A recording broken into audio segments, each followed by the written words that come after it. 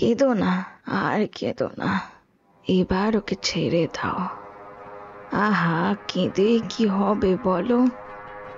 বাসে হয়ে গেল যে, এমন গরমের দিনে আবার অতটা হেঁটে যেতে হবে।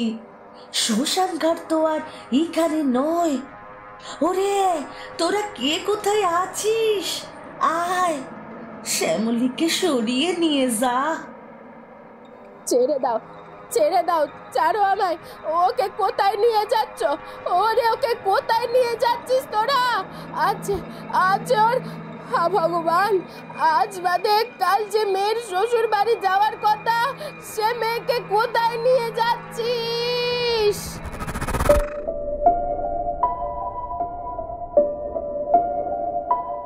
আপনি শুনছেন রাতের বৈঠকখানা।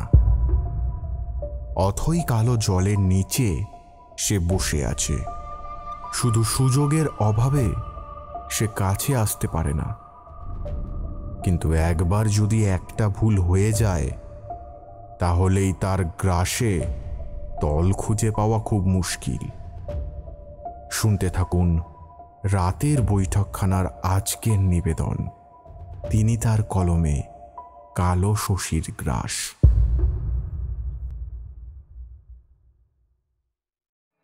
বুক চাপড়ে আবারও কেঁদে ওঠেন শ্যামলী। তা কাঁদবারই কথা। তাকে প্রতিবেশিনী চায়রা, শুভাকাঙ্ক্ষীরা সবাই মিলে কোনো মতে খাটিয়াটা ছাড়িয়ে ধরে বেঁধে বাড়ির ভেতরে নিয়ে গেল। চারদিক চারজন কাঁধে নিয়ে কাক ভরে গোটা পাড়া জাগিয়ে হরিধ্বনি দিতে দিতে শ্মশান মুখে রওনা দিল।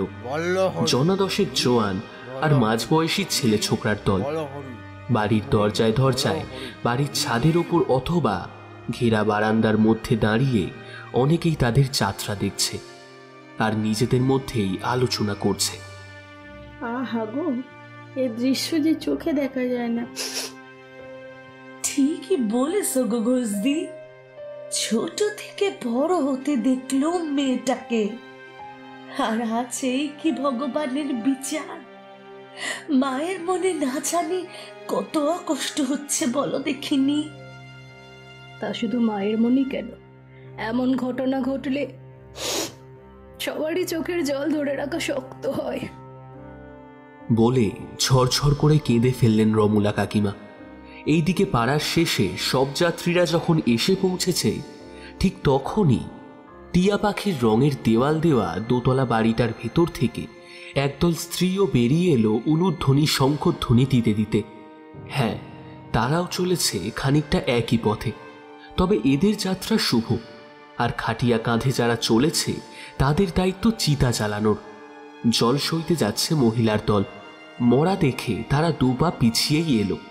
খই ছড়াতে ছড়াতে খাটিয়া নিয়ে ওরা যখন চলে গেল, তখন ঘটি থেকে খানিকটা আগ জল ফেলে দিয়ে তারপর বউয়েরা ডোকা ডোকা ডোকা ডোকা বলতে বলতে চলতে শুরু করলো। বেশিক্ষণ দাঁড়ানোর তো উপায় নেই, সকাল হয়ে যাচ্ছে। তারা এলে তারপর আবার মেলা কাজ। গোধূলি লগ্নে বিয়ে হলে এই এক জ্বালা হয়। গায়ে হলুদ হতে না হতেই কোণে সাজাতে বসো। এই, তোরা সব চল তাড়াতাড়ি পা চালিয়ে। এই তো যাচ্ছি, দৌড়বো নাকি? সামলে, কিছু আবার পড়ে টড়ে যায় না যেন। শুভ কাজে বাধা পড়লেই। থাক থাক, আর অলক্ষণে কথা বলো না তো, তাড়াতাড়ি চলো দেখিনি। পাড়ার নতুন বউ লতিকা সেজোজা কৃষ্ণাকে থামিয়ে বলে কথাটা। তার কথাই শোনে সবাই। পায়ের নুপুর, হাতের বালা, চুড়ি ঝনঝনিয়ে ওরা চলতে থাকে। বলিহারি যায়, এই এমন গুমোট দিনে কেউ কখনো নেমন্তন্ন খেতে আসে? দম ফেটে মরে যাবে যে।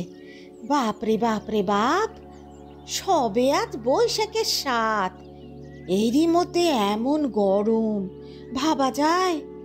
আমি তো বলেইছিলুম আসবই না, তা আমার ছেলে সে কথা শুনলে তো? তা না শুনেছে বেশ করেছে ফুলদি।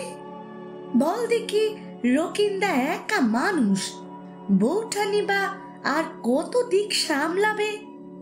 মেয়ের বিয়ে দেওয়া কি চারটিখানি কথা? তাও আবার এই এমন বিয়ে যাকে বলে ওর চুরি তোর বিয়ে, কিছুই তো জোগাড় জাতি করা ছিল না। 5 জনে হাত লাগিয়েছে বলেই না সবটা ঠিক মতন হচ্ছে। সবাই মিলে এসে না পড়লে এদিকটা যে ভেসে যেত দিদি। হয়েছে হয়েছে রাঙা বউ, আমাকে অত আর বোঝাতে হবে না, সে কথা কি আর আমি জানি নে। কিন্তু আমারও তো বয়স হচ্ছে নাকি, ছুটোছুটি করে কি আর পারি। তাছাড়া ঘরে পুয়াতি বউ রেখে এসেছি, তার জন্য তো চিন্তা হয়। রাতটুকুর জন্যই আশা, রাত পোয়ালেই পালাবো। আচ্ছা সে যেও কোন, নাও দেখিনি এই পানটা খাও। মুখে পান ফেলে চিবোতে লাগলেন আদ্যাশক্তি। রাঙা চায়ের হাতের সাজা পান তার বরাবরই ভালো লাগে। উফ কি গরম! এই তোর গরম লাগছে না? তা আবার লাগবে না, কিন্তু এখন বোধহয় সেটা ঠিক টের পাচ্ছে না। বরের চিন্তায় বিভোর হয়ে আছে তো, তাই গায়ে গরম ঠান্ডা কিছু বুঝতে পারছে না রে। হয় হয় ওই রকমই হয়। হ্যাঁ সেই তো, তুই তো সব জেনে গেছিস। তোর তো এর আগে 3 বার বিয়েও হয়ে গেছে, তাই না? আবার বাজে কথা। আহা, তোরা ঝগড়া করবি পরে, তাড়াতাড়ি সাজা ওকে। দেখ দেখি একটু পরেই বর আসবে, অথচ এখনো বউয়ের কপালে চন্দন পড়ানো হয়নি। তুমি কিছু ভেবো না কাকিমা, এই তো সবই হয়ে গেছে, শুধু কলকাটাই আগলেই হয়। তুমি ওই দিকটা সামলাও না, আমরা এদিকটা বুঝে নিচ্ছি। তোমার মেয়েকে এমন সাজাবো দেখো, শহুরে জামাই আবার টেরা না হয়ে যায়। কি রে, কি বলিস তোরা?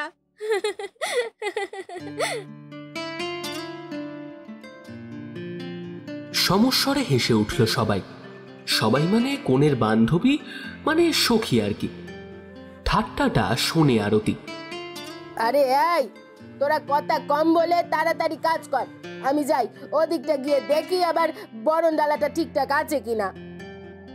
এই বলে কোনো মতে মেয়ের বাচাল বান্ধবীদের থেকে তিনি সরে গেলেন। চন্দন পরানো শেষ করে ছন্দা বলল, কেমন হয়েছে বলতো? খুব সুন্দর, ঠিক যেন ডানা কাটা পরি। আমাদের শ্রাবণী এমনিতেই তো সুন্দর, আর আজ যেন আবার ঠিক নায়িকার মতন লাগছে, ভীষণ সুন্দর। শুধু নায়কটাই এসে পড়লে হয়, শ্রাবন্তীর তো আর তর সইছে না। কি রে, তাই না বল? কনের চোখে লজ্জা। আরে নাম শুনেই এত লজ্জা? দেখবো দেখবো, শুভ দৃষ্টির সময় কি হয় দেখবো। বলে আবার একচোট হেসে ওঠে ছন্দা, মিতা আর বাসবীরা। ঠিক এই সময় বাইরে থেকে, এই বর এসে গেছে, বর এসে গেছে, বর এসে গেছে, চল চল। আগে আরে আরে আরে সর সর সর, আগে আমি, সর না, আরে সর না, সর, আগে আমি, আগে আমি, দূর। বলে সবাই ঠেলাঠেলি করতে করতে ঘর ছেড়ে বাইরে ছুটে এলো। ছোট ঘরটায় অনেক জিনিসপত্রের মধ্যে কাঠের চেয়ারটায় বসে রইল একলা শ্রাবণী। সন্ধ্যা হয়ে আসছে। গোটা বাড়িটা রং বেরঙের টুনি আলোর মালায় সুন্দর করে সাজানো। হাঁসফাঁস করা গরম হলেও বিয়ে বাড়ি নিয়ে মেতে আছে সবাই। সানাই বাজছে সেই গায়ে হলুদের তত্ত্ব যখন থেকে এলো, সেই তখন থেকেই। এখন বর এসেছে, তাই সানাইয়ের সুর সপ্তমে পৌঁছালো। তাছাড়া বাড়িময় লোক ছোটাছুটি করছে। মেয়েদের হাসি, ছেলেদের চিৎকার, আর ছোট ছোট কচি কচি বাচ্চাদের ছেলে মানুষে উল্লাস। সঙ্গে মা, জেঠিমা, কাকিমাদের গুরু গম্ভীর হাঁক ডাক, সতর্কবাণী। এই তোরা সব সামলে, কই কে কোথায় গেলি? বরণডালটা নিয়ে আয় না। কি রে? আরে শাঁখ বাজাচ্ছ না কেন? হ্যাঁ, শাঁখটা বাজাচ্ছে না কেন? আরেকটা শাঁখ কোথায় গেল? শাঁখটা নিয়ে আসো। এই যে রূপা, বলি একটু উলু দাও না মা।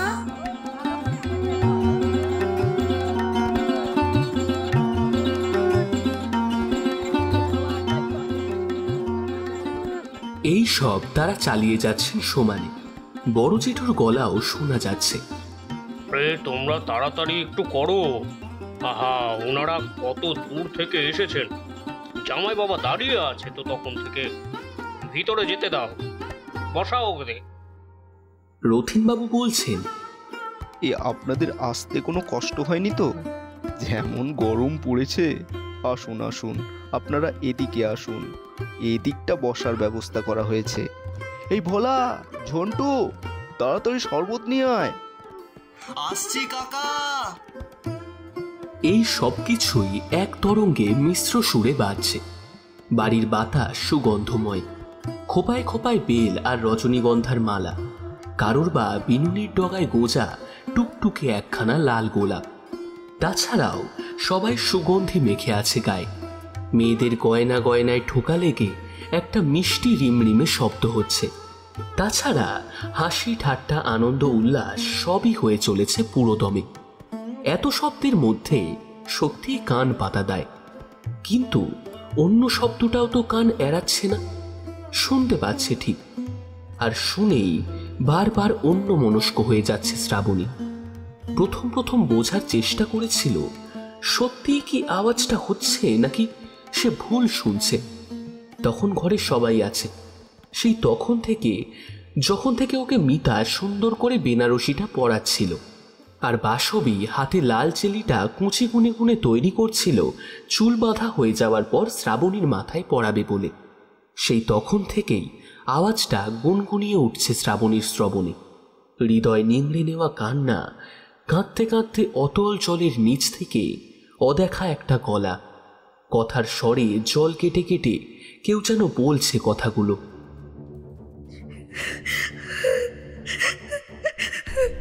না না না, আমাকে আমাকে এমন করে আমার এত বড় ক্ষতি করতে পারিস না তুই।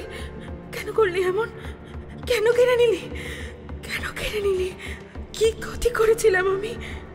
চুরি করে কেউ কি সুখী হতে পারে? কেউ পারে না, তুইও হবে না। আমার যা হয়েছে তাই হবে, ভালো হবে না তোর, কোনোদিনও ভালো হবে না। তুইও মরবি।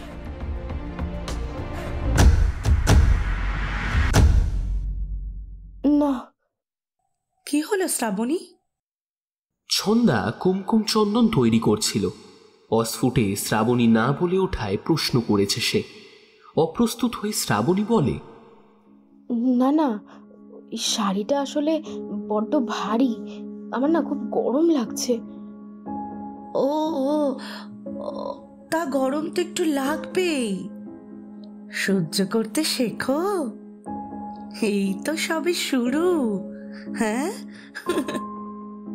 বলে মুখ টিপে হেসে ওঠে ওরা সবাই। কিন্তু শ্রাবণী হাসতে পারেনি, কারণ সেই থেকেই ভয় পেতে শুরু করেছে ও। সমানে ওই অস্বস্তিকর কান্নাটা অসংলগ্ন শব্দগুলো নিয়ে জারি হয়ে আছে ওর কানে।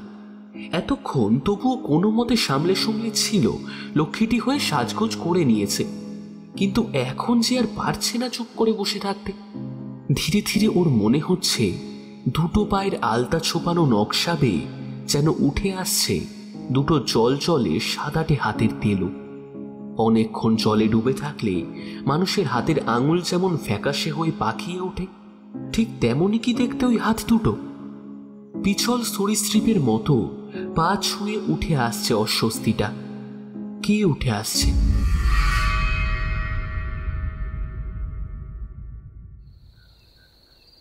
দত্ত বাড়ি অন্ধকার।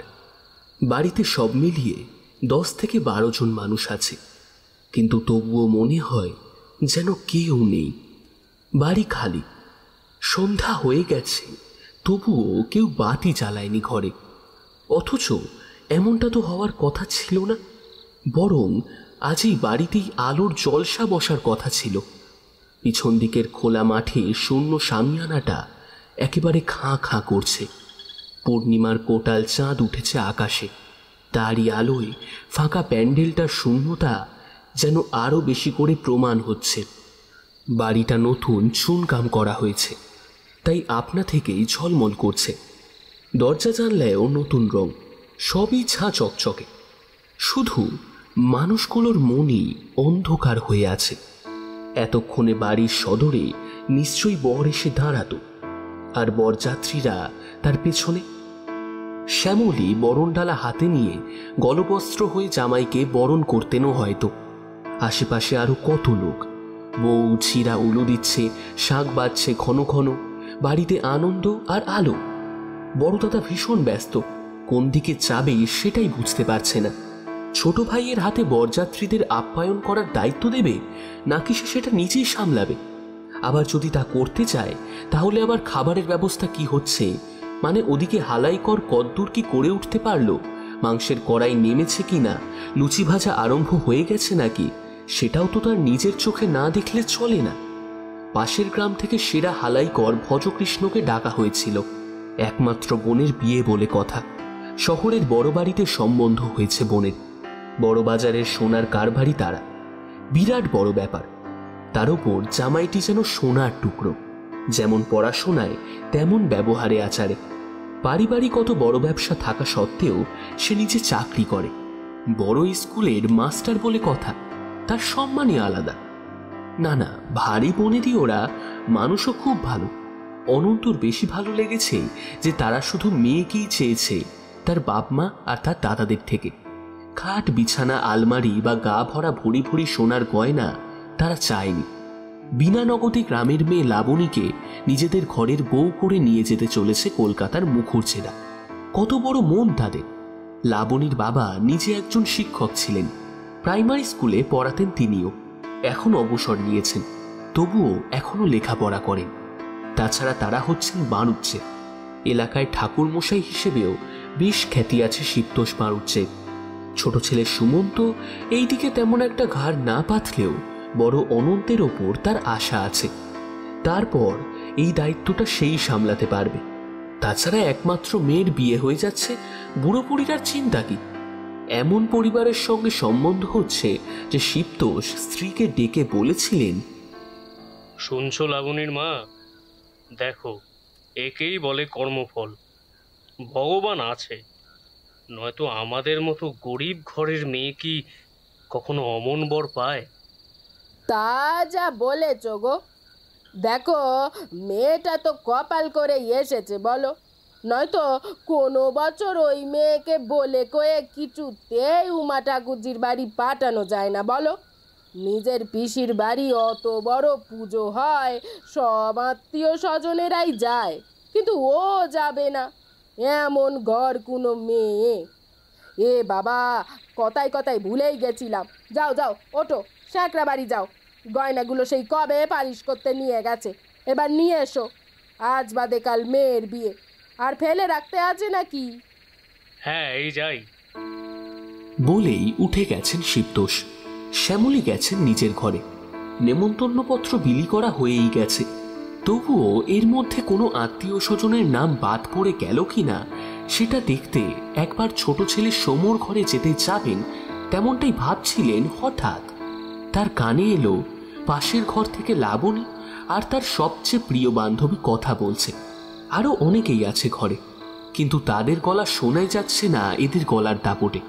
শ্রাবণী বলছে, এই কি রে, দেখা না রে ছবিটা, তোর কাছে তো আছে, একবার দেখা না। সত্যি বলছি, আমার কাছে ছবি নেই। আমরা যেন জানি না, তাই না? শহর থেকে তো বরের ফটো এসছে তোদের বাড়ি, সবাই দেখবে বলে। তাহলে আমাদেরকে দেখাচ্ছিস না কেন?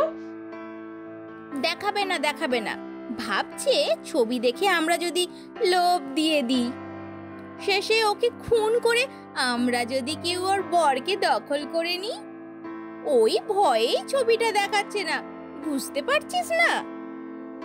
বলে বান্ধবী বাসবী। ও তাই বুঝি? এই যে দেখি গাছে না উঠতেই এক কাঁদি। এখনো বিয়েই হলো না, অথচ বর আগলে আগলে রাখা হচ্ছে এখন থেকেই। ছন্দা মন্তব্য করে। মিতা হাসতে হাসতে কাছে এসে বলে, আচ্ছা ঠিক আছে, আমাদের নয় দেখাতে হবে না, আমরা তো তোর এমনিতেই বন্ধু।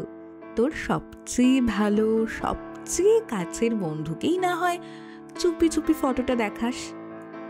আমরা ওর মুখ থেকেই শুনে নেব যে মাস্টার মশাইকে ঠিক কেমন দেখতে, তিনি ঠিক মতো ছাত্রী সামলাতে পারবেন কিনা। ছাত্রীটি যা লাজুক, সামলানোই তো শক্ত হবে। খুব কড়া মেজাজের মাস্টার না হলে তোর পড়া মুখস্থ হবে না, বুঝলি লাবণী? আহা, না হলে সারা রাত জেগে বসে ওকে পড়াবে, চিন্তা কি? আমাদের লাবণী কি আর রাত জাগতে পারে না? খুব পারে। শোনো, এখন থেকেই একটু একটু জাগা অভ্যাস করো, কারণ ও বাড়িতে গিয়ে থেকে তো আর এখনকার মতো ঘুমাতে পারবি না। বলতে গেলে তো আর প্রায় প্রথম প্রথম সারা রাতই জেগে থাকতে হতে পারে। ফিসফিসিয়ে কথাগুলো বলে ছন্দা।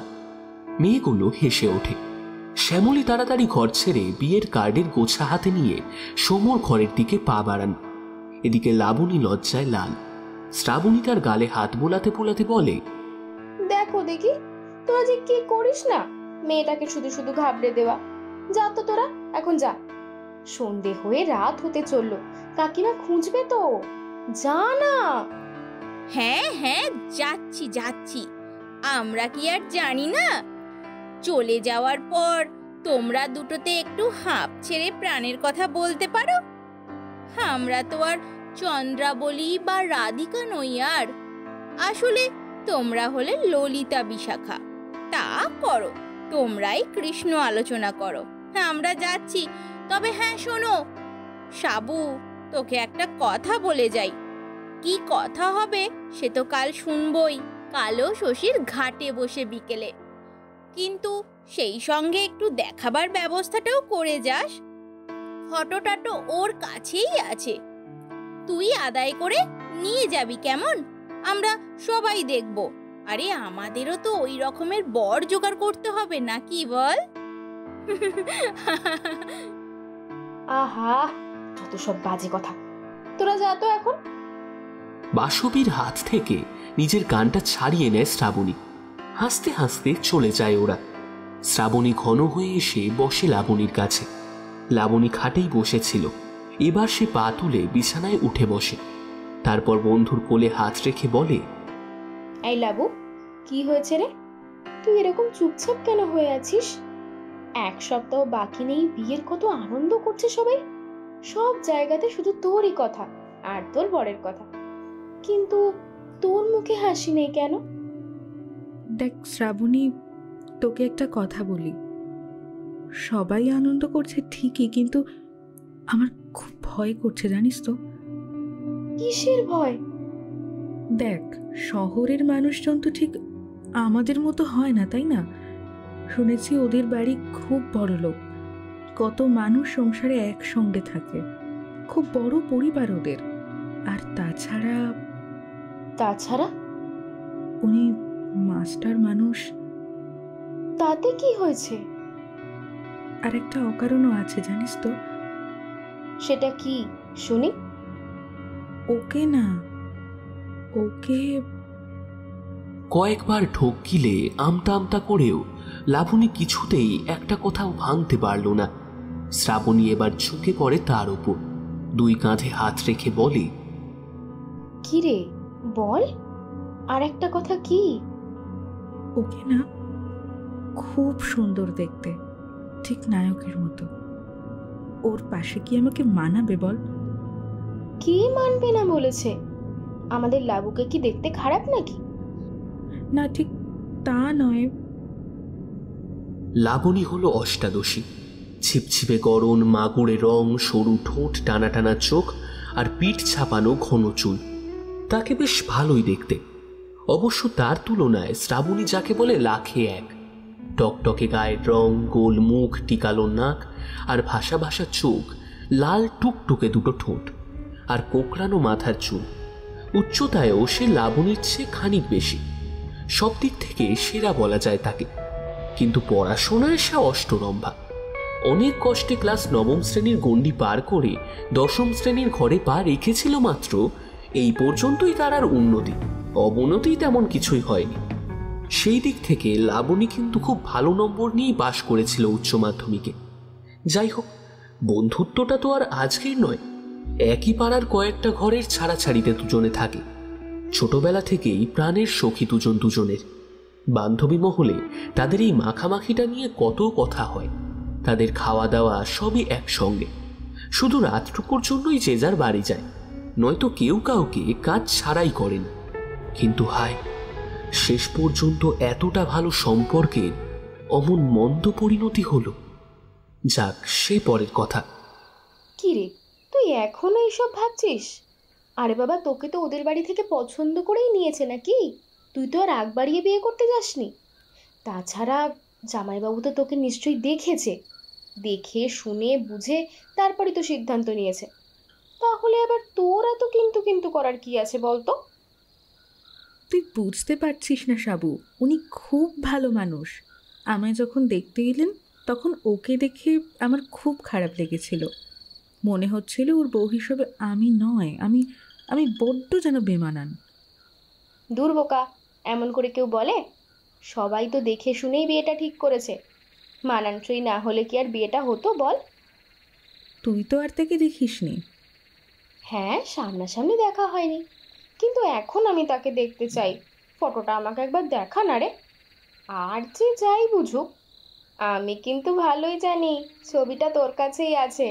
আমার চোখে ফাঁকি দিতে পারবি না। দি আমায় ছবিটা। আমার কাছে নেই রে, ওটা মায়ের দেরাজে আছে। তো সেখান থেকেই এনে দে। কেউ যদি জানতে পারে কি ভাববে? দূর, কেউ কিছু জানতে পারবে না। যা তো ছবিটা নিয়ে আয়। আচ্ছা ঠিক আছে, আমি আনছি, কিন্তু তাড়াতাড়ি দেখে আমাকে দিয়ে দিবি। আমি আবার রেখে আসবো, কেমন? চাঁদের আলোয় অপলক ছবির চোখে চোখ রেখে জানালার দিকে মুখ করে বসে আছে শ্রাবণী। ঘরে কেউ নেই। পরন্ত বসন্তের দক্ষিণা হাওয়া জানলা দিয়ে ছুটে এসে তার কপালের চুলগুলো এলোমেলো করে দিচ্ছে। খালি ঘরে বিভোর হয়ে ছবি দেখছে শ্রাবণী। ফর্সা লম্বা চওড়া মানুষটা, তার চোখের দৃষ্টি নম্র, ঠোঁটের কোণে খুব হালকা একটা হাসি। পুরুষ মানুষের ব্যক্তিত্ব আছে, আবার চোখে মুখে ছেলে মানুষের ভাব। কি নরম ভাবে তাকিয়ে আছে যেন। খুব সুন্দর তুমি, তুমি এত সুন্দর, তোমাকে দেখার পর থেকে আমি চোখই সরাতে পারছি না। ঠিকই তো বলেছে, সত্যিই তো। তোমার পাশে ওকে তো একেবারেই মানায় না। সেইভাবে দেখতে গেলে একমাত্র আমাকে মানায়, শুধু আমাকে। ধুত, এমন সময় জ্বরটা হলো, সব ওলট পালট হয়ে গেল। না হলে কি আর বিয়ের তোড়জোড় তত্ত্ব বাড়িতে হতো? কথাটার যুক্তি আছে। রূপসী শ্রাবণী বেশি। লাবণীর পাশে তাকে দেখলে পাত্রের মা কোণে হিসেবে তাকেই পছন্দ করতেন হয়তো। সে কাছাকাছি থাকলে আজ লাবণীর জন্য নয়, রীতিমতো তার জন্যই লজ্জাবস্ত্র কিনতে হতো। যাকে, এখনো অনেক সময় আছে। কথাটা নিজের মনেই বলে। শুভঙ্করের ছবিটা বুকে নিয়ে চোখ বুঝল শ্রাবণী। ছবিটা নেহাতেই কপাল জোরে হাতস্থ করে আনতে পেরেছে। আজ সন্ধ্যায় লাবণী যখন সবে ওর মায়ের দিরাজ থেকে ছবিটা এনে কাঁপা কাঁপা হাতে খাম সমেত শ্রাবণীর হাতে দিয়ে বলল, সাবু, তাড়াতাড়ি দেখে আমার ফেরত দিয়ে দে, দেড় যাবার রেখে আসতে হবে। কেউ যদি জানতে পারে তাহলে খুব খারাপ ভাববে। দূর, চুপ কর তো। নিজের বরের ছবি দেখবি, তাতে আবার দোষ কি? বলে শ্রাবণী সবে খামটা খুলবে এমন সময় বাইরে থেকে, শিবতোষ দা, বৌঠান, কই কোথায়? বেজায় রাত হলো যে, বাড়ি যাওয়ার কথা কি মনে আছে না নেই? রথী ঠাকুরপোর গলা শুনতে পেয়ে শ্যামলী সদরে বেরিয়ে এসে দরজা খুলে দেন। ও মা, ঠাকুরপো যে, এসো এসো, ভেতরে এসো। না বৌঠান, এখন আর ভেতরে যাওয়ার সময় নেই। গিন্নির হুকুমে মেয়েকে ডাকতে এলুম।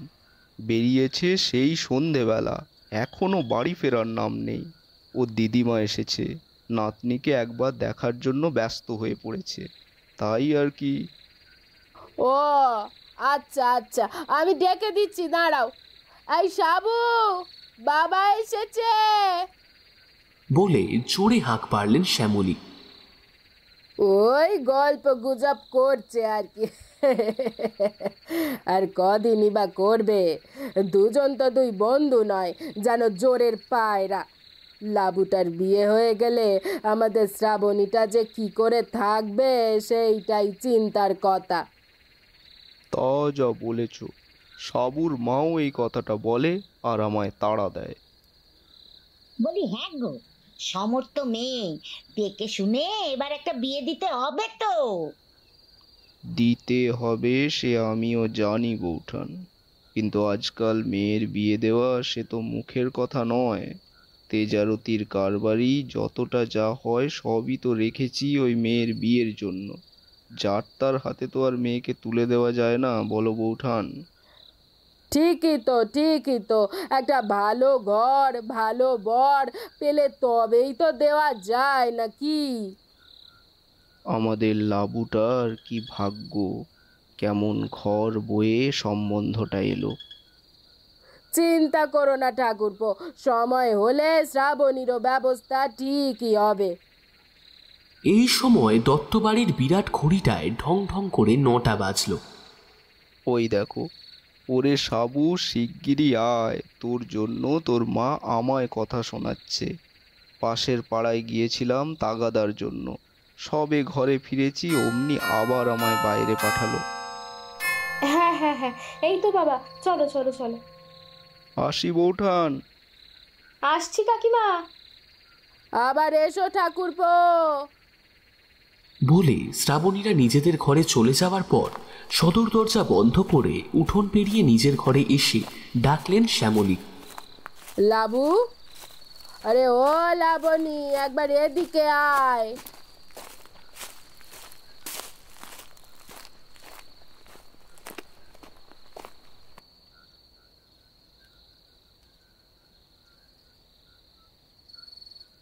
বলে নিজের সঙ্গে ছবি লুকিয়ে নিয়ে চলে গেছে শ্রাবণী।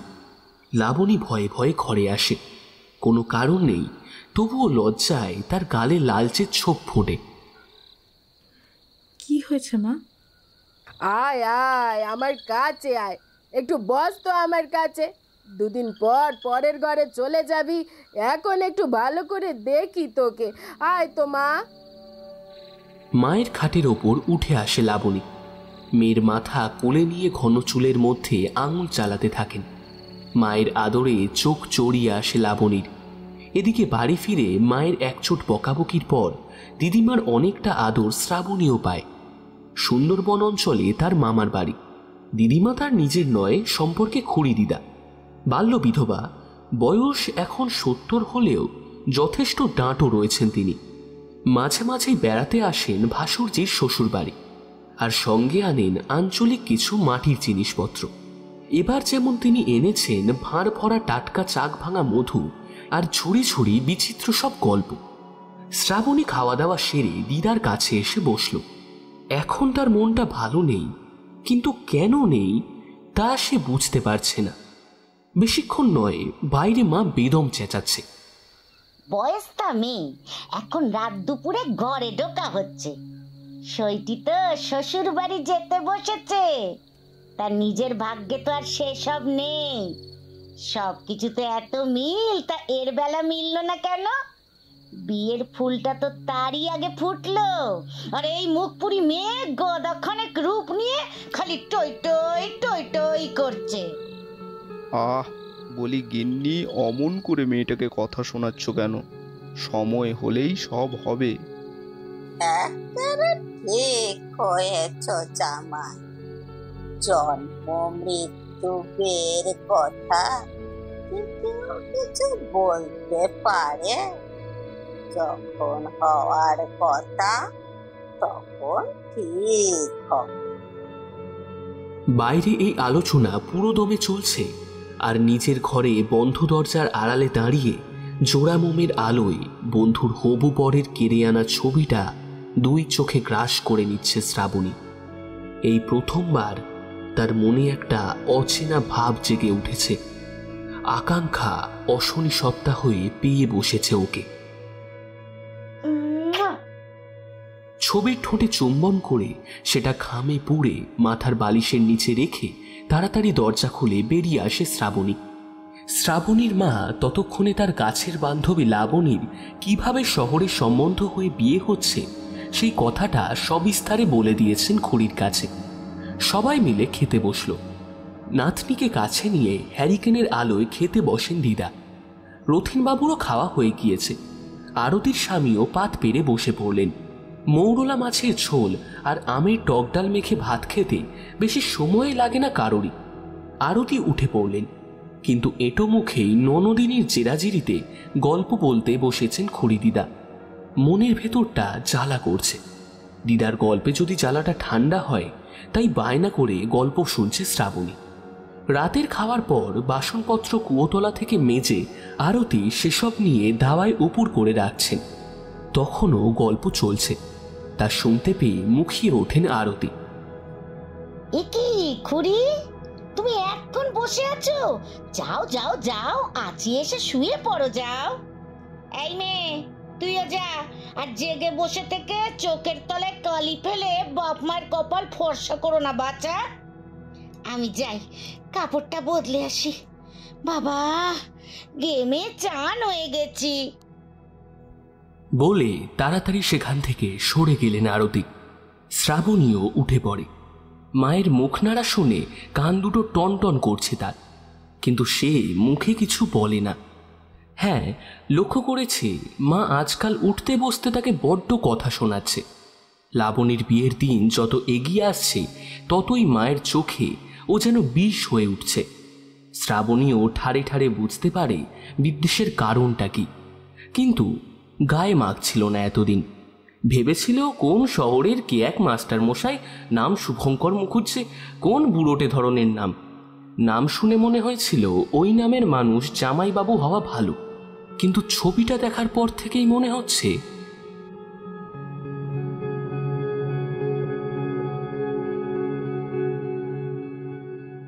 শ্রাবণী শুয়ে পড়ল নিজের ঘরে এসে। গোটা বাড়ি ঘুমিয়ে পড়েছে। গ্রামটাও অন্ধকার শরীরে তৃতীয়া তিথির জ্যোৎস্না চাদর গায়ে দিয়ে নিশ্চিন্তে ঘুমাচ্ছে। 24 পরগনার বর্ধিষ্ণু গ্রাম নয় না। স্কুল, পোস্ট অফিস এসব থাকলেও বিদ্যুৎ এখনো এসে পৌঁছায়নি ঘরে ঘরে। পাকাপাকিভাবে হ্যারিকেন লম্পর পাট চুকতে এখনো অনেক দেরি। তবে গ্রামের উন্নতিও হয়েছে। শহরের হাওয়া একটু আধটু লাগতে শুরু করেছে গ্রামের বাইরেও। যেমন গ্রাম প্রধান গোবিন্দ মল্লিকের বাড়িতে ইতিমধ্যেই বিদ্যুৎ এসে গিয়েছে। সে বাড়ির বসার ঘরে টেবিল, পাখা, বাক্স, রেডিও, এমনকি টেলিফোন পর্যন্ত রয়েছে। মল্লিক মশাইকে দেখা দেখি আরও অনেক ধনবান শহুরে হতে শুরু করে দিয়েছে এরই মধ্যে। আর মোটামুটি বছর দুয়েকের ভেতর হয়তো এ তল্লাটে সবাই ঘরে ঘরে বিজলি বাতি নিয়ে নেবে। কিন্তু সে রোশনাই ভবিষ্যতের। এখন সবাই অন্ধকারেই রয়েছে। পাশের ঘর থেকে খুড়ি দিদার নাসিকা ধ্বনি শোনা যাচ্ছে। বাবা মাও নিশ্চয়ই ঘুমিয়ে কাদা, শুধু তারই চোখে এখনো ঘুম নেই। কেমন একটা যন্ত্রণা যেন বুক ঠেলে গলা বেয়ে ওপরে উঠে আসতে চাইছে। চাঁদের আলো খোলা জানালা পথে তার বালিশের ওপর এসে পড়েছে। বালিশের ওপর হাত রাখতেই বুকটা ধড়াস করে ওঠে। গোপন অথচ খুব মিষ্টি কোনো নিষিদ্ধ অপরাধ করবার পর মনটা যেমন দুলে ওঠে, ঠিক তেমনই দোলন মনে জিনিসটা হাতে তুলে নিল সে। আবার নেশা লাগলো তার, আবার চুম্বন।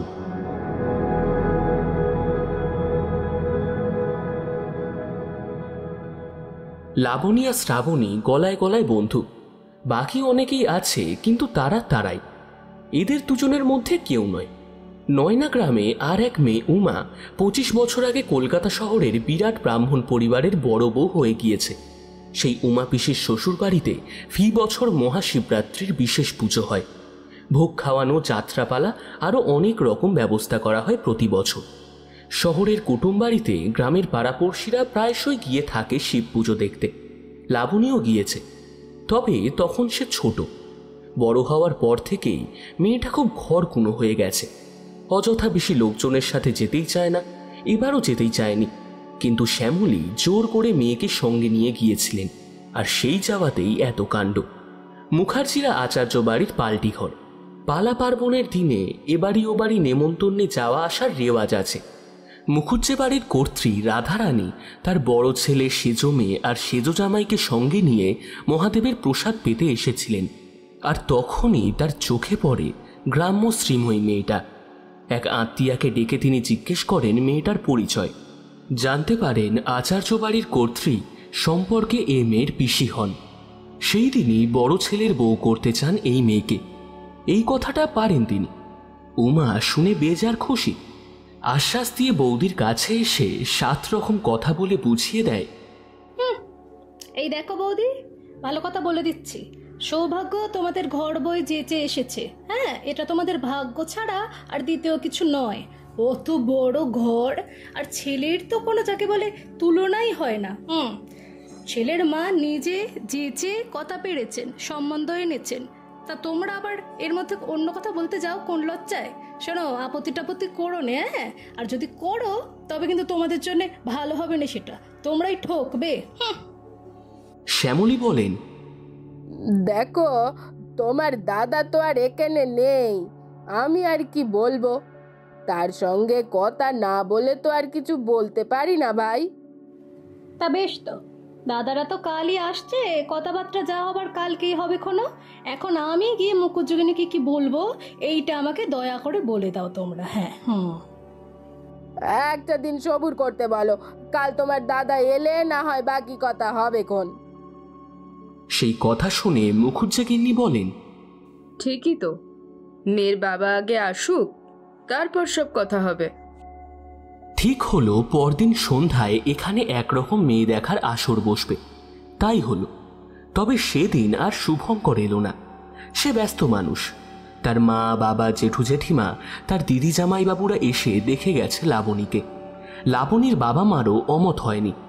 সব মিলিয়ে পাকা কথা একরকম হয়েই গেল। তবে মুখুজ্জে বাড়ির লোকজন একবার এসে নয়না গ্রামে মেয়ের বাড়ির ঘরদোর দেখে যাবে তেমন কথাও হলো। যতই হোক, বড় ছেলে শ্বশুর বাড়ি হচ্ছে বলে কথা, মেয়ের ঘর বাড়ি কেমন সেটা তো তারা দেখবেই। লাবণীর বাবা মা একসঙ্গে বলে ওঠেন, নিশ্চয়ই আসবেন। আপনাদের পায়ের ধুলো আমাদের ভিটায় পড়বে, সে তো আমাদেরই সৌভাগ্যের কথা। লাবণী তার পরের দিনই বাবা মায়ের সাথে গ্রামে ফিরে এলো। কথাতেই আছে, 1 লক্ষ কথা না হলে একটা বিয়ে হয় না। কাজেই কথা ছড়াতেই হলো। বান্ধবী মহলে লাবণীকে নিয়ে মাতামাতি শুরু হলো। শ্রাবণী বলল, ধুর, আমি যদি তোর সাথে যেতাম কত মজা হতো তাহলে। হ্যাঁ রে, জামাইবাবুকে তো দেখেছিস, খুব সুন্দর দেখতে না? আমি দেখিনি। লাবণীর কথায় বিশ্বাস করে না তারা, কিন্তু সত্যিই সে দেখেনি। অপরিচিত কোনো পুরুষের মুখের দিকে চোখ তুলে তাকাবে এটা তার ক্ষমতাতেও আসে না। লজ্জায় সে চোখ নামিয়ে বসেছিল পাত্রপক্ষের সামনে। শ্রাবণীর আফসোসের সীমা নেই। ভীষণ জ্বর বাঁধিয়ে বসেছিল বলেই তার এবার আর বন্ধুর সঙ্গে বেড়াতে যাওয়া হয়নি। নয়তো প্রত্যেকবার লাবণী ঘর ছেড়ে কোথাও গেলে শ্রাবণীও তার সঙ্গেই গেছে। এবারটায় শুধু যাওয়া হলো না। পাত্রপক্ষের শুভ কাজ ফেলে রাখার কোনো ইচ্ছা নেই বোঝা গেল। 1 সপ্তাহের মধ্যেই শহরের লোকজন এলো পাত্রীর বাড়িতে। অনেকেই এসেছে, ছেলের মামা, বড় জ্যাঠা, ছোট মাসি, এরকম আরও অনেক রকমের দুঃসম্পর্কের ঠাকুরদা, দিদি, জামাইবাবু, মা, বাবা সবাই। শুধু ছেলে নিজে আসেনি। মুখুজ্জেগিন্নি বললেন, আমার ছেলে কিন্তু ভীষণ ব্যস্ত, ব্যবসা আবার নিজের চাকরি, তাছাড়া পড়াশোনা করে ও নিজের মতো এসব নিয়ে থাকতেই ভালোবাসে। তাই সব সময় আর সব জায়গায় গিয়ে উঠতে পারে না। যাই হোক, একটা কথা বলে নি, আমরা কিন্তু বেশি দেরি করতে পারবো না। মেয়েকে এক ঝলক দেখেই যে আমি প্রস্তাবটা এনেছি সেটা কিন্তু অকারণে নয়। এর কারণ হলো আমার গুরুদেব বলেছেন বড় খোকার বিবাহ স্থানে ভাড়া আছে। 3 মাসের মধ্যে কোনো সুলক্ষণা মেয়ের সঙ্গে তার বিয়ে দিতে না পারলে আগামী 5 বছর তার আর বিয়ে দেওয়া যাবে না। আবার আমার শাশুড়ি মারও তো অবস্থার ভালো নয়, তিনি এখন প্রায় মৃত্যুশয্যায়। তাই এখন আমার এই একটাই অবস্থা, কখন যে কি হয় সে তো আর বলা যায় না। কিছু একটা হয়ে গেলে তো আবার সে 1 বছরের কালো শোচের বাধা। তাই তাড়াতাড়ি আমি চাই শুভ কাজটা সেরে ফেলতে। আপনাদের মেয়েকে দেখে কিন্তু আমাদের ভালোই লেগেছিল, শান্তশিষ্ট, বেশ লক্ষ্মীমন্ত মেয়ে, তাই চেঁচে কথা বলেছিলাম। এখন যদি আপনাদের কোনো সমস্যা না থাকে তাহলে। পাঁজি হাতে পুরুত মশাই পাত্রপক্ষের সঙ্গে এসেছেন। তিনি পাতা উল্টে তারিখটা ঘোষণা করলেন। সর্বজন স্বীকৃতভাবে বিয়ের তারিখ ঠিক হয়ে গেল। শাড়ি গহনা পরিয়ে লাবণীকে সবার সামনে বসানো হলো। মোটামুটি কথা মিটে যাওয়ার পর তাকে ভেতরের ঘরে পাঠিয়ে দেওয়া হলো। শ্রাবণী ছন্দামিতা ওখানেই ছিল। সবাই কিছু বলার আগেই শ্রাবণী বলল, বাহ রে লাবু বাহ, তোর বিয়ের দিন ঠিক হয়ে গেল, কিন্তু তোর বরকে আমার দেখা হলো না। একেবারে বিয়ের দিনেই দেখবি, এত তাড়া কিসের? জোর কদমে বিয়ের তোড়জোড় শুরু হলো। সময় তো আর বেশি নেই। গাঁয়ে-গঞ্জে মেয়ে বড় হলে বাপ মা একরকম আগে থেকেই সব যোগাযোগ করেই রাখে, শুধু একটু ঝেড়ে পুঁচে নিতে হয়, এই যা। সবাই মিলে হাত লাগিয়ে কাজ গুটিয়ে নিল। নানান ব্যস্ততায় কাজের হিড়িকে ফটোর ব্যাপারটা ভুলেই গিয়েছিল শ্রাবণী। আজ হঠাৎ ভাগ্যিস কথাটা উঠল, কিন্তু কথাটা কি চাপা পড়ে থাকলেই ভালো হতো? বোধহয় তাই। কিন্তু যে ঘটনা ঘটার তা তো ঘটবেই। যতই চেপে চুপে রাখো না কেন, তার গতি রোধ করা যায় না। বর ছাতনা তলায় বসে গিয়েছে। পুরুত মশাই বললেন, এইবার কনেকে নিয়ে আসুন। এই রঞ্জন, বিপুল, শৈল, তোরা যা, শ্রাবণীকে নিয়ে আয়। বড় জ্যাঠার তাড়াবে দাদারা সবাই বোনকে পিড়িতে চাপিয়ে ছাতনা তলায় আনতে গেল। সুগন্ধি মাখা সুন্দরীর দল হাসতে হাসতে কাঁচের চুড়ির আওয়াজ করতে করতে সঙ্গ নিল তাদের। কিন্তু এ কি, সবাই মিলে ঘরের চৌকাঠে এসে থমকে দাঁড়িয়ে পড়ল। শ্রাবণীকে দেখে তারা অবাক হয়ে গেছে। ঘামে আর চোখের জলে গালের চন্দনের নকশা ঘেঁটে গেছে, চোখের কাজল ধুয়ে যাচ্ছে, মাথায় লাল চেলি আলগা হয়ে খসে পড়েছে একপাশে, বেনারসিটা লুটছে মাটিতে। পাগলের মতো সে মাল বোঝাই করা ছোট্ট ঘরটার ভেতর ছোটাছুটি করছে, আর দু হাতের ইশারায় কাকে কি যেন সব বলছে। গোঙানির মতো শব্দ হচ্ছে তার গলায়, তার মধ্যে কিছু কথাও শোনা যাচ্ছে। হঠাৎই সে ঝুঁকে পড়ে দু হাতে পা দুটোকে শক্ত করে ধরে নিজেকে মাটির সঙ্গে শক্ত করে এঁটে রাখতে চায়। পাগলের মতো অনুনয় করতে করতে বলে, না, আমি আমি আমি যাব না, যাব না বলছি তো। ছাড়, ছেড়ে দে, ছাড়, সরে যা, তুই চলে যা এখান থেকে। কখন থেকে বলছি তো, আমার খুব ভয় করছে। কেন এরকম করছিস? তুই কেন এখানে এসেছিস? তার প্রশ্ন সবাই শুনতে পেল, কিন্তু উত্তরটা শুধু শ্রাবণীর কানে এলো। সেই জল কাটা হিসশিসে কাঁপতে থাকা গলাটা বলল, কেন আসতে নেই? আমরা যে প্রাণের বন্ধু সখী, সে কথা কে না জানে। এমন করে কি ছাড়াছাড়ি হয়? আমি এক জায়গায়, তুই আর এক জায়গায়, আমার বুঝি কষ্ট হয় না? তাই তো তোকে নিতে এলাম। চল চল আমার সঙ্গে। না, আর আমি তোর কাছে যেতে পারবো না। তুই তো আর আগের মতো নেই। আর আজ আমার বিয়ে, দোহাই দোহাই আমায় ছেড়ে দে, তুই চলে যা। যাবো তো, কিন্তু তোকেও নিয়ে যাব। আয় আয়, খুব শান্তি জলের কোলে, কত শান্তি। আয় আয়, ঘুমাবি, আয় আয়। তুই চলে যা। আমি যাব না, আমি যাব না। ছাড়, ছেড়ে দে আমায়, আমি যাব না। এ কি শ্রাবণী, তুই অমন করছিস কেন? সাজ নষ্ট করলি কি করে? চি চি চি চি চি, ওদিকে যে লগ্ন বয়ে যায়। এই এই, তোরা যা তো, ওকে একটু ঠিকঠাক করে দে। আরে কই রে, তোরা গেলি কোথায়? পুরুত মশাই যে তাড়া দিচ্ছেন। মেজো মামার গলা এলো। মাস্তুতো দিদি, মামাতো বৌদিরা ছুটে এলো। ফুল জেঠি, রাঙা কাকিমা কেউই বাদ নেই। আস্তে আস্তে প্রায় পুরো ছাতনা তলাটাই উজাড় হয়ে উঠে এলো ছোট ঘরটার দরজার কাছে। মিতা আর বাসবী শ্রাবণীর কাছে এগিয়ে যাওয়ার চেষ্টা করলো তার সাজ ঠিক করবে বলে, কিন্তু শ্রাবণী চূড়ান্ত পাগলামি শুরু করেছে। তাদের কথা সে শুনতেই পাচ্ছে না, দেখতেও পাচ্ছে বলে তো মনে হয় না। কাঁদতে কাঁদতে গলা ধরে গেছে তার, চোখের জলে বুক ভেসে যাচ্ছে। ফুলের গহনা থেকে সুগন্ধি ফুলগুলো খসে খসে পড়ছে। বেনারসির কুঁচি খুলতে শুরু করেছে লাফালাফির দোষে। শ্রাবণীর যেন কোনো দিকেই কোনো হুঁশ নেই, যেন কিসের বা কার থেকে সে পালিয়ে বাঁচতে চাইছে, আর ঝুঁকে পড়ে কার যেন নাগাল থেকে বাঁচতে চাইছে তার পা দুটো, কিন্তু পারছে না। করুণ স্বরে অনুরোধ করছে সে, বলছে, দেখ, আমি তো স্বীকার করেছি যে আমার ভুল হয়েছে। বিশ্বাস কর, আমি বুঝতে পারিনি। আমি মিছি খেলা ভেবে ভুল করে ফেলেছি। ভেবেছিলাম ওটা তো একটা গল্প, তাই ভুল করে ফেলেছি। ক্ষমা করে দে আমায়, তুই ক্ষমা কর, তুই চলে যা, আমি যাব না, আমায় দয়া কর। দয়া ভিক্ষা করছে শ্রাবণী, কিন্তু কার কাছে? কেউ তো বুঝতে পারছে না কিছু। শুধু শ্রাবণীর দুর্দশা দেখতে পাচ্ছে তারা, কিন্তু শ্রাবণী তাদের দেখতে পাচ্ছে না। সে দেখছে অন্য এক দৃশ্য। তার চোখের সামনে অতল গভীর কাজল কালো জল। জোড়া বকুল গাছের তলায় বাঁধানো বেদিতে সে বসে রয়েছে, জলের বুকে পা ডুবিয়ে সখীদের সাথে গল্পে মশগুল। আলোচনার বিষয়টিও ফেলে দেওয়ার মতো নয়। হাসি ঠাট্টা করছে সবাই। হঠাৎ তার পা দুটো ধরে কেউ অল্প অল্প টান দিতে শুরু করেছে।